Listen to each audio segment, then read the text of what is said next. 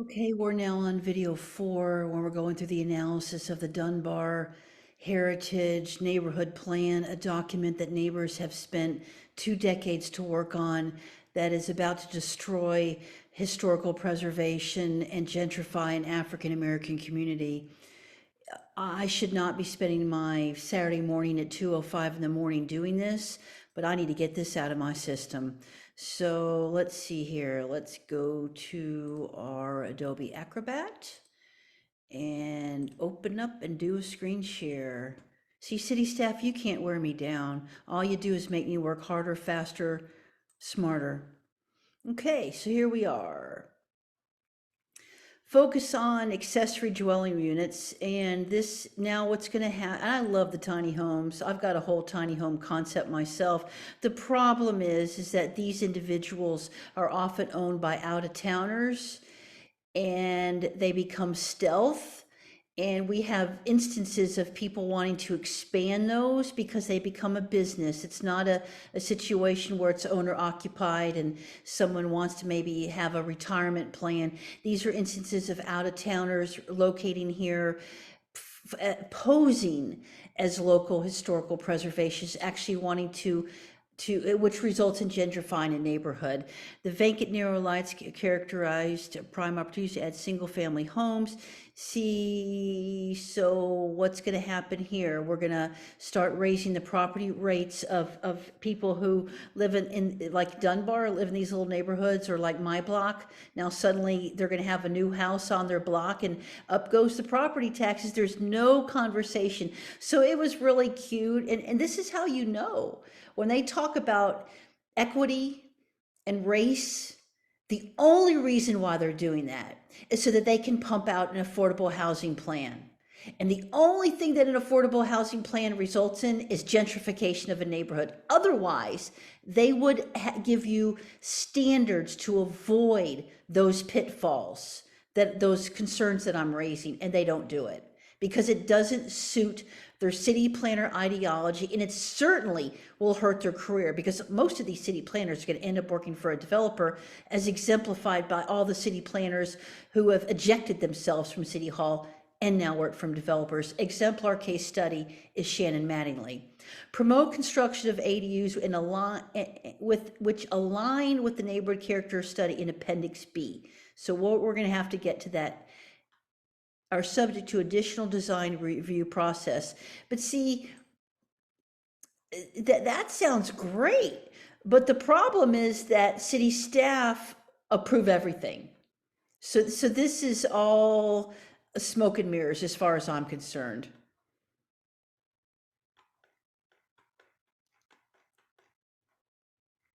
Little HEB on West Hopkins is a large supermarket employer with year-round demand for multiple workers. When HEB employees can find housing near their home, jobs the supermarket tends to remain fully staffed. Why is little HEB even in this plan? This is about preserving an African American historical neighborhood and the heritage neighborhood. To more fully understand the dynamic housing employment, cities should engage with large employers such as HEB, the county and tech state, to understand the turnover. The turnover, that's not our problem. That is not my problem as a taxpayer who is paying for this plan, whatever the problems are over at Tech State and HEB. And from what I understand, the people at HEB love working at HEB. So my observations of HEB workers is they tend to stay there or they move to another store. They graduate and they move on. This has no, there is no reason this should be in here. In fact, there should be a conversation in this document why the university is directly threatening the housing, the not only the property taxes and gentrification, but also how it's threatening the neighborhood integrity and encroaching on these little neighborhoods, including student housing and including the university itself, which is one of the biggest threats to historical housing. Apparently there's a big brouhaha of some historic homes up on the hill, and of course the proximity of the university for this three or four 7-story high rises. So this is offensive that this is in here. I don't even know who came up with this cockamamie idea to cook this up, but whoever, if it was a city employee, they should be fired over this alone. My job as a individual who's engaged is not to worry about, you should be worrying about people keeping their homes and their neighborhood not being under threat and these historic structures being protected. Older, and by the way, well, that's all I got to say about that. Older places of worship have a public value. Yeah, and the city's refusing to help the African American church that Billy Ray Callahan has been talking about. Mr. Callahan in Dunbar, transitioning these spaces with neighborhood minded. Well, why did First Baptist NBC sell that piece? Why? Okay, here we go. This is going to get interesting. Older places of worship have a public value and a meaningful presence in neighborhoods. Then why did First Baptist NBC sell that church? And why hasn't the city helped the other African American church that Mr. Callahan has been talking about? Transitioning, and it's not even in here. Let's see, maybe they talk about it. Let's see what happens. This is a reaction video. Remember, this is all on the fly. I don't have a lick of notes in front of me. I'm dyslexic and ADD, and we're just pushing through. But I've got 34 years of institutional knowledge of how the city works, and I know the names, and I know their agendas. Clearly, I've been very innocent thinking city staff were going to except for a couple of the things with the trees and the sidewalks, but the language needs to be much more clear because I know how city staff are. They're going to wiggle around it. Transitioning these spaces within a community-minded approach will allow the continuation of these institutions to anchor neighborhoods. Okay. For example, First Baptist NBC on South Mitchell owns property close to the building. Okay, but why did they sell the church to begin with? The church has previously expressed interest in using these parcels for community services. So now you're given a rubber stamp for them to get more money from the Human Services Advisory Board. That's what that's about. Has previously expressed, and they couldn't even provide the data because there was 2 investigative journalism articles about this very church and they're wanting social service money. The church has previously expressed interest in using these parcels for community service purposes, including child care, while the church should be encouraged to provide services needed. The city may well approach them to explore, dedicate 1 or more parcels for new affordable housing development as well. So what is this a 2 for? We're going to up their money with the Human Services Advisory Board, which is now a conflict of interest for the city because they're now giving them that paragraph to put in their application to the detriment of other social service agencies with a track record. But now you may want to use that for affordable housing. And yet in that instance, you're now taking away the anchor of the place of worship. This whole paragraph is turning on its own logic. And by the way, that church is an eyesore and it's been sitting there, and that owner needs to be fined every day that's sitting there like that. He wanted to sell it for the wood, and there's rats and there's roaches. It's next to a restaurant, and and I don't know how it got to be that bad to begin with. And somebody needs to ask First Baptist NBC how that happened and why they sold that property, because they've used it for videos. And it was once a beautiful African-American church, and I'm not sure whose fault it is it got to that point. This partnership can be explored with other area churches and nonprofits. You mean like the other First Baptist NBC you didn't give any money to 3 Human Service Advisory Boards ago that had a proven track record of helping the community? You mean like that?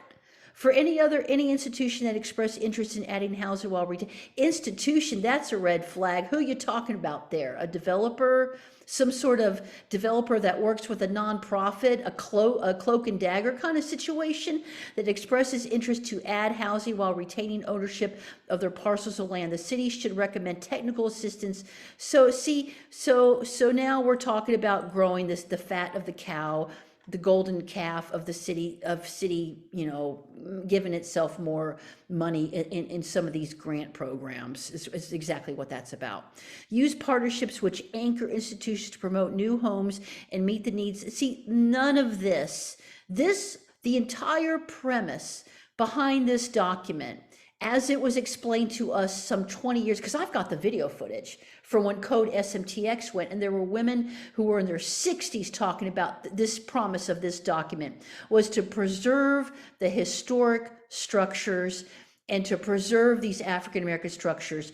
It was never intended for some economic development tool for a wealthy family and a corporation and housing. That's their problem. Okay, the problem is that we have is staying in our own homes and keeping the whole premise of this document should be to keep development and have a buffer around these historic structures so that we don't have high rises or homes incompatible in the area or sidewalks and bus stops that open up the Pandora's box for a developer to say it's got connectability, so we need dense housing, and then take one aberration, then suddenly we have a domino effect, which is exactly what I predict is in the rest of this document when they start rolling out examples. Pursue technical assistance as offered by HUD and nonprofit match development land controlled by churches. So what does this mean? You're going to take churches away and create affordable housing? I don't know, but I'm going to keep them moving. Ownership, owner-occupied homes in the planned area, relatively affordable units with modest mortgage obligations. And well, we can't afford the property taxes. That's the problem. And none of this is covered in this document. These homes, and I feel like I'm repeating myself, but that's what I keep looking for. Show me the essence of the fundamental goal of what this document was, the architecture of how this was supposed to be crafted. And it's anything but that. These homes may have been occupied for many years by a single owner or smaller home types at attainable price points for households or below the median income. Homeowners throughout Texas express a strong desire to remain in their homes as they age and contribute positively to stability. Well, I'll say I'd like to stay in my home, but my property taxes are doubling each year because the city staff can't keep their budget under control, and they don't have the cojones to cut the city budget by 30%. Instead, they keep creating these glitter programs and glam programs like a party, a neighborhood black party initiative, when back in the day we would just all pull up our chairs, our lawn chairs, and have a barbecue. I don't eat meat, but you get the point.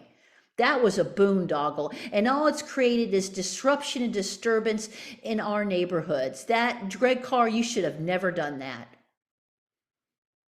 And I have an open records request to find out the costs, and I'll follow. I'm just going to start cranking out these videos. The desire was also discussed as part of public outreach in the comp plan creation. For these reasons, the city should continue to support initiatives to allow homeowners to stay in place. Well, yeah. I mean, this is a no-brainer. Okay, thank you. Why don't we have in here and tools that could be include bullet number 1, create a buffer with the following rubrics. Bullet number 2, limit any sort of gateways that open up the Pandora's box for development. Bullet number 3, ensure that the city staff keeps the budget under control versus all of these programs proposed. See, what this document is it is creating a blueprint for city to add more city workers and more contractors. That's what this is. So then they can say, well, we now have, see, they haven't rolled out the historical resources survey, which is something the public has paid for. That's all this document is they're taking a document that should have been a wonderful, empowering process. And Griselle, where are you? This should have been an empowering process for our residents. But what it's doing is it's creating a cloak and dagger new form of city infrastructure for jobs is what it is. Property owners, you guys have different fonts going on here, it looks like to me. Property owners and home builders may express interest in developing various parcels in the planned area where they are ready when the property becomes available for sale. Well, probably because people can't afford their property tax. See, it's all by design, people. The city can prepare this. You guys have different fonts here. I mean, this is like a different font as far as I'm concerned. City can prepare this for maintaining a small catalog. Well, you guys have been doing this for years. That's why you're going up to my friend's house and knocking on her door, wanting to buy her house because she couldn't pay her property taxes. Massing and physical character of the neighborhoods and meet current zoning and overlay regulations. There needs to be an overlay between the downtown and this neighborhood, these neighborhoods, to make sure that there's a buffer. I'm wondering if there's a buffer in here. We're going to find out. Consider starting to pre-approve home plans. You guys have already done this. We're not stupid. Consider starting to catalog pre-approved home plans and offer flexibility design that align with the neighborhood character study, Appendix B. I can't wait to see this Appendix B. It's got to be a real wing-danger. The plans could be utilized for property such, we don't care, Jay, about your prefabbed South Bend, Indiana case study. This is San Marcos, Texas. Consider starting a low-interest loan program for community land trust. This is a boondoggle right here. This is offensive that it's been put in here. To support new home purchase and those at or below area mean income, enhancing existing home buyer assistance programs. Consider starting, see, these are all new city programs to hire new city workers and new consultants that are going to raise property taxes, which do the opposite of the guiding ideology of equity and racial, whatever they have at the top of that. All of this is just basically, we're going to hire new city workers and we're going to gentrify you. We're going to tax you out of your homes is what we're going to do. I don't care about your crap from South Bend. I want to hear if this was a historic area, all of these. And you know what? Here's a challenge to Amanda and Andrea and to Allison. You email me and you go through every one of these, just like I'm going through your document on my now Saturday morning. And you tell me if every one of these was in a historic area. I would love to hear it. Boy, that looks like a real historic structure, doesn't that? That's a real red flag right there. I'm not going to even, you know what? I have those save lamps. I do. And if anybody wants them, I've got them. They're free. I took them out and I put some new, what do they call them? Pendant lights. I have these exact lamps. I kept hitting my head. Everybody who would come over would hit their head on that. So I got rid of them. Boy, those are really, I could see how someone in Dunbar, how their taxes would go way through the roof with a house like this. This looks like a ranch style home. Now, doesn't it?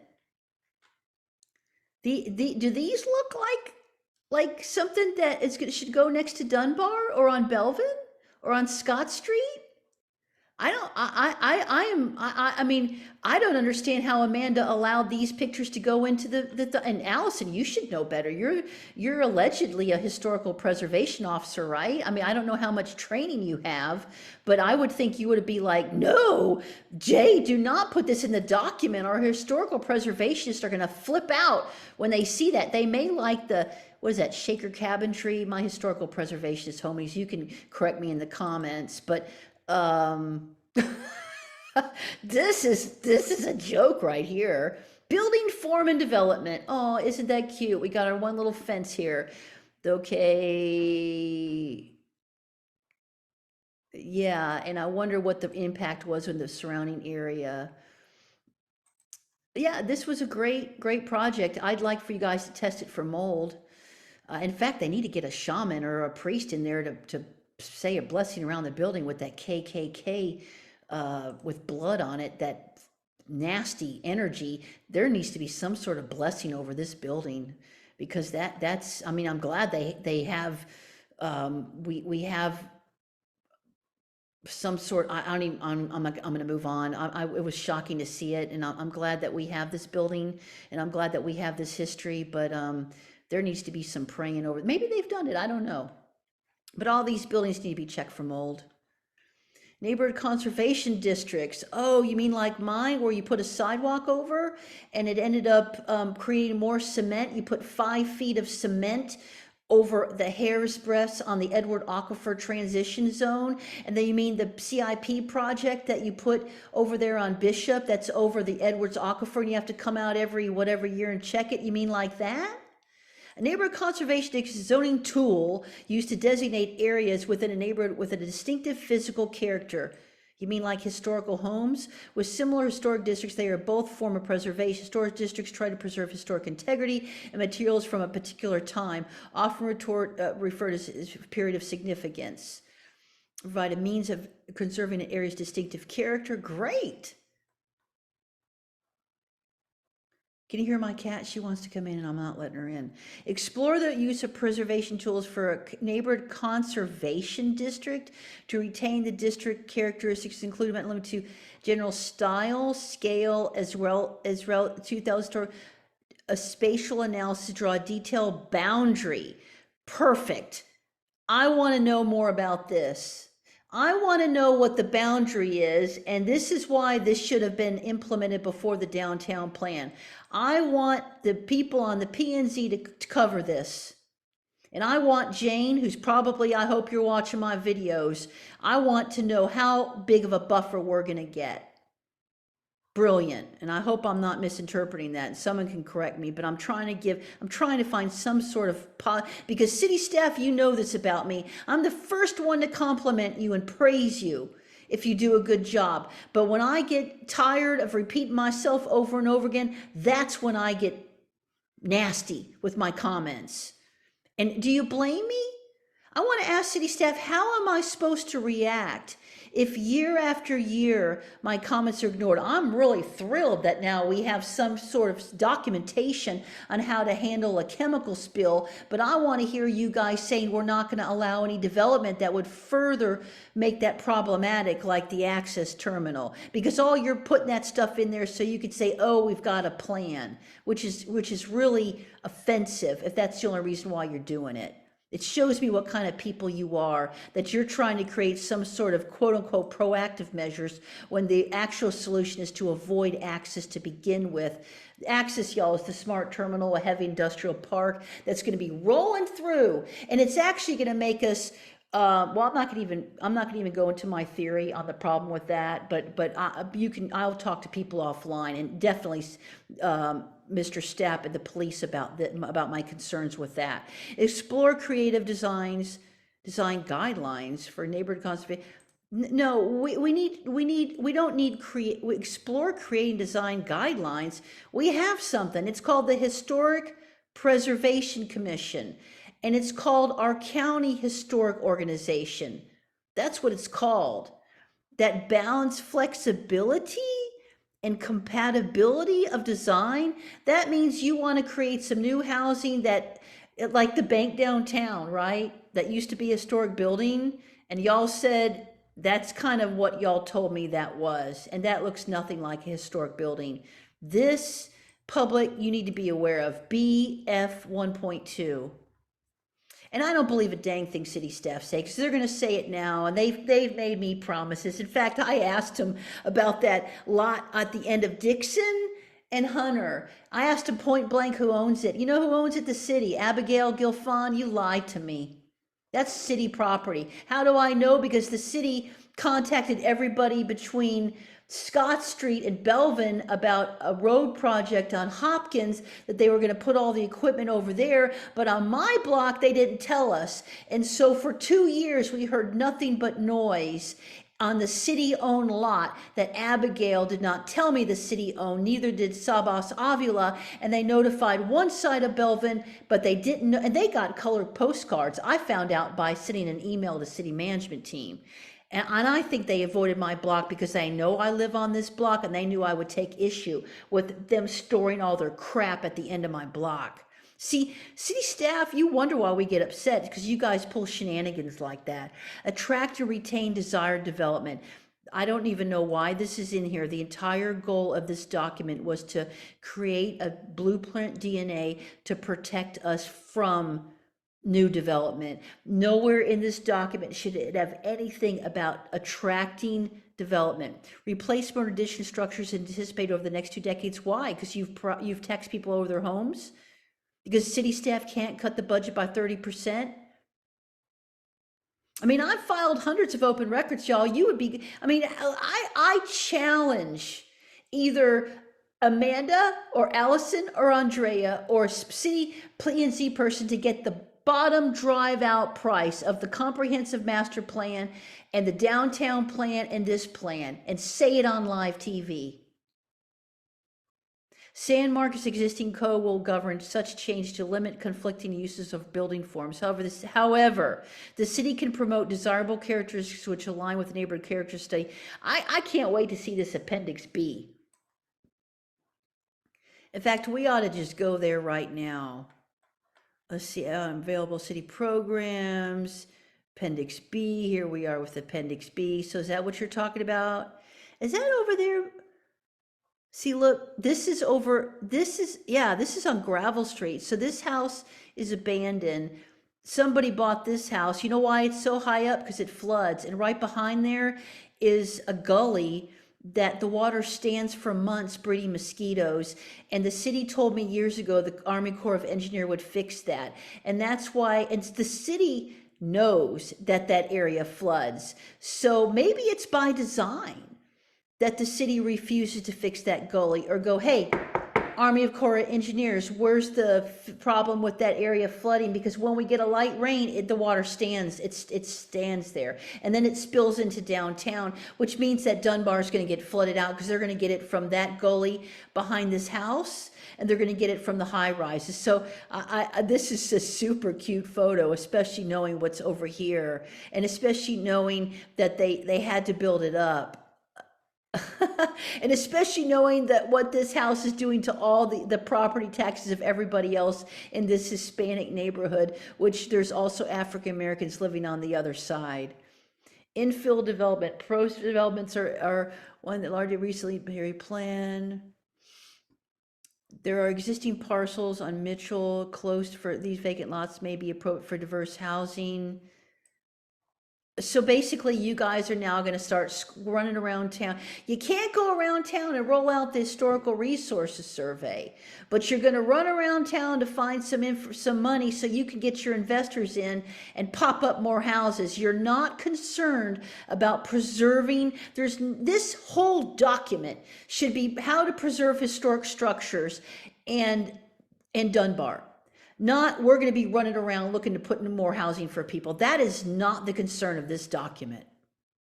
But I can tell that we've got realtors on that board, and that's why Allison did not pick someone like me or Diana Baker, or let me think, I can think of a bunch of other people in this community who live in these neighborhoods. Heck, you could have put Billy Ray Callahan on that.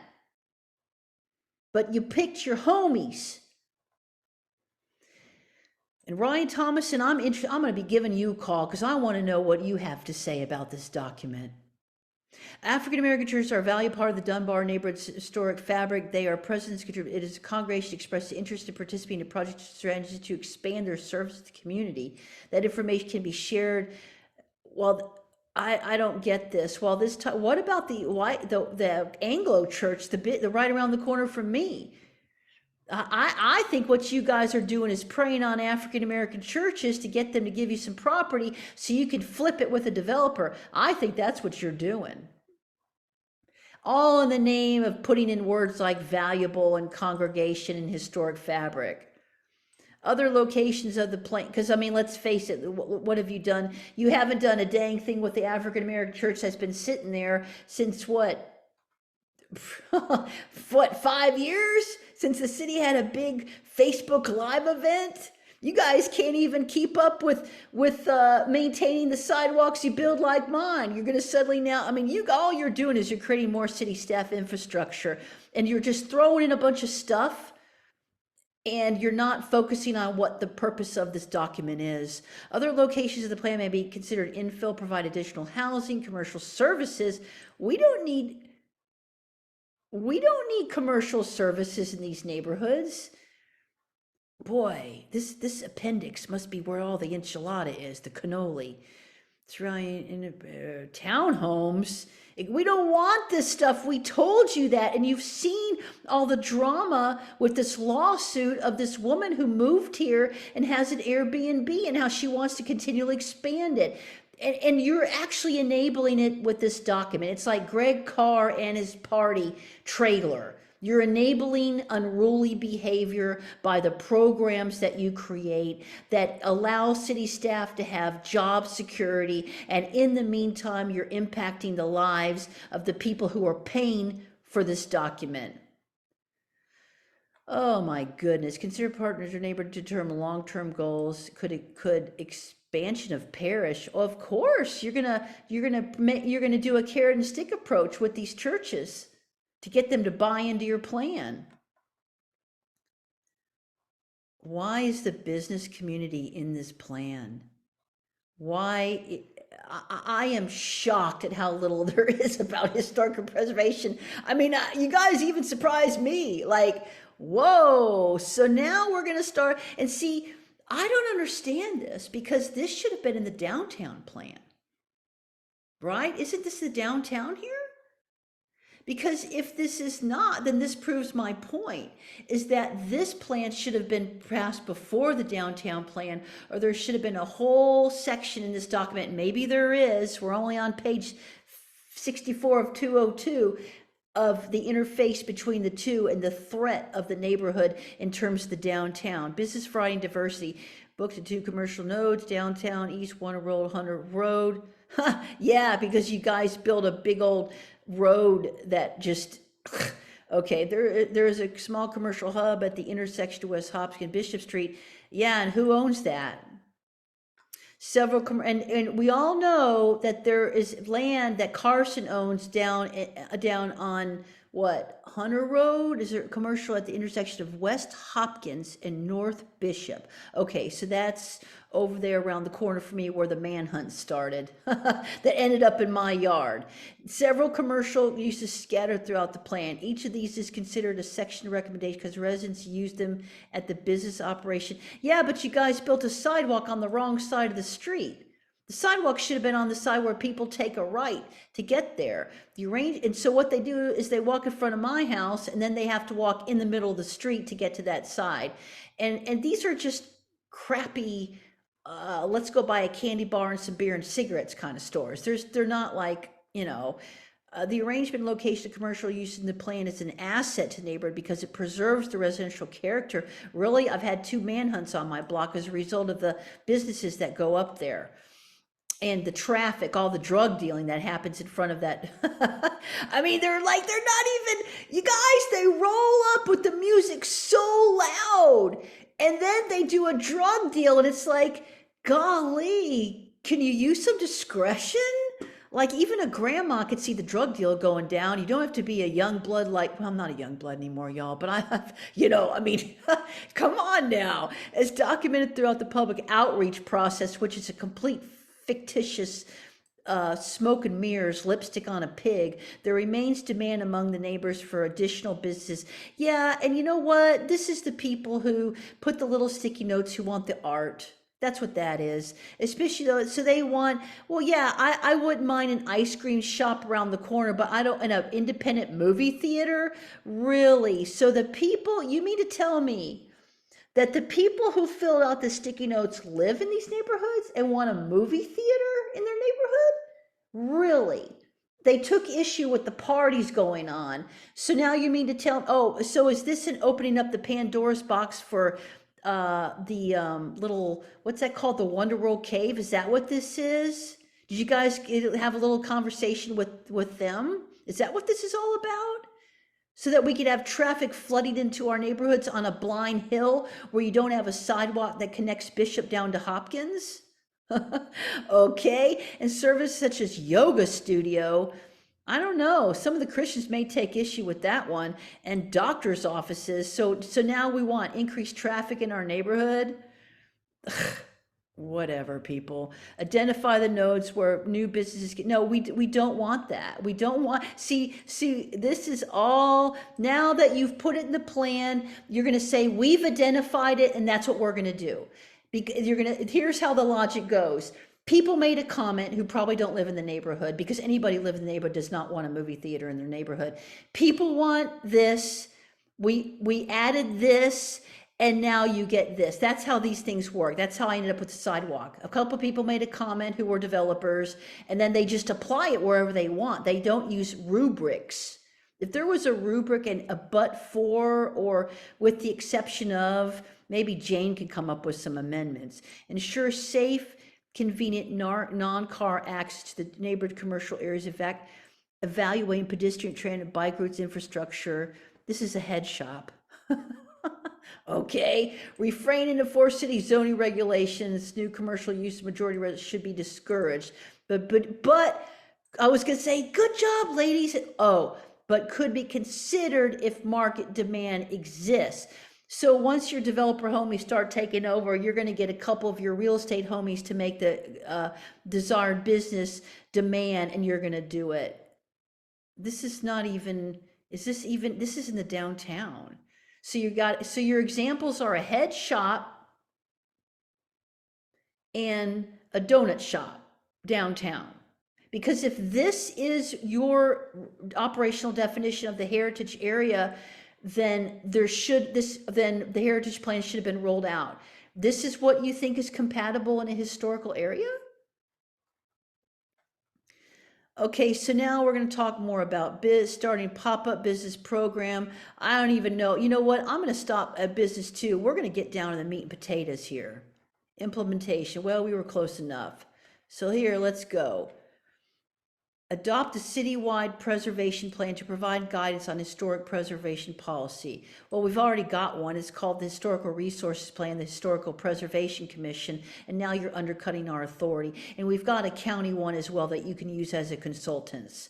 So now we're gonna try to water down as much as we can, and hopefully we tire LMC and all of her posse out. Apply for Untold Maker Mark program to tell underrepresented history. How about everybody's history?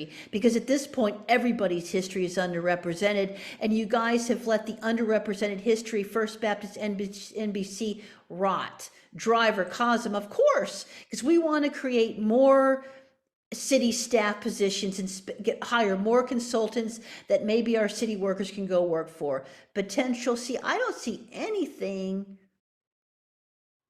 I don't see potential partners. Oh, existing and future residents. How about homeowners? Okay, property owners, very good. Public art, urban trails, historic preservation policy. How about you have a sentence there that says, basically, put teeth in your historical preservation ordinance and create a buffer. We told you we didn't want this. We told you point blank, and it's on a recording. We told you we didn't want any of this. And you guys, the only time you conduct this traffic study is when you've got a plan already done. You guys don't, you have a plan, you go get data to justify it. None of this we want. And all of it has been a disaster in all the neighborhoods you've implemented it. In fact, the first thing here should be evaluate past projects. But even when they do that, they're going to eliminate any concerns. They're very good about being stealth and just eliminating the voices of people. Unless you're so tenacious like me, you don't stop showing up for like 4 years.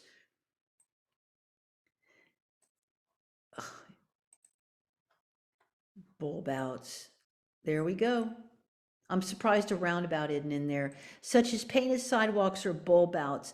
The bulb out is going to be their way to go around a tree. That's great, but the bulb out you put in my yard, you put it down because it was unsafe. So I don't know why, if this is a historic document for the historic neighborhood or Dunbar, both are very skinny streets, if you put it in my block and you came back and spent another $55,000 to crush it to bits over a fault line, why this would even be in this document where all the other streets are the same configuration, if not skinnier than mine. This is all new urbanism. I'm surprised that a roundabout is not in here.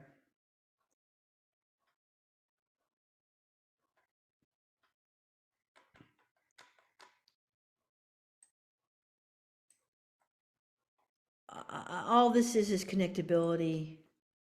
You guys have been working on Dunbar over and out. This is great. So this is basically your plan of all the stuff that we've talked about that I've done an analysis on. This needs to go. This is not at all what we want. Basically, what this document has done is it's enabling development, and this is a prime case in point. The majority of this document is focused on business, creating infrastructure for traffic, and taking land from African Americans and acting like you're going to buy it for them to create new housing. Most of this document should all have been about historic preservation. Conservation districts, I don't see anything about Native American artifacts in here. This whole document's a joke. Let's see where this Appendix B is.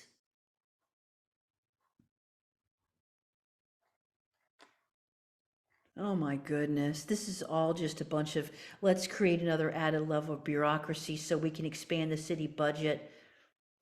You guys haven't even fixed the church that's been sitting out there forever. I mean, but boy, you're dreaming big. You're offering the kids lollipops, Tootsie Rolls, and Mars bars. You just, versus, you know what? I can't wait to look at the questions you guys asked him. Because I remember when, okay, so it looks like I'm done. I thought I saw when I skimmed it at the beginning, there was like some questions they asked people, and that's when I went ballistic.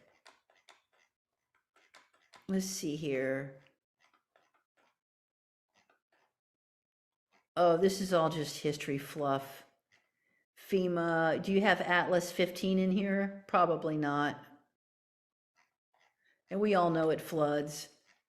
I think I'm done for the night. Maybe I'll pick it up more when people start calling me. I thought I saw a part in here where they were asking questions when I skimmed it originally. There we go. I'm not sure. I thought I saw a whole thing in there with questions.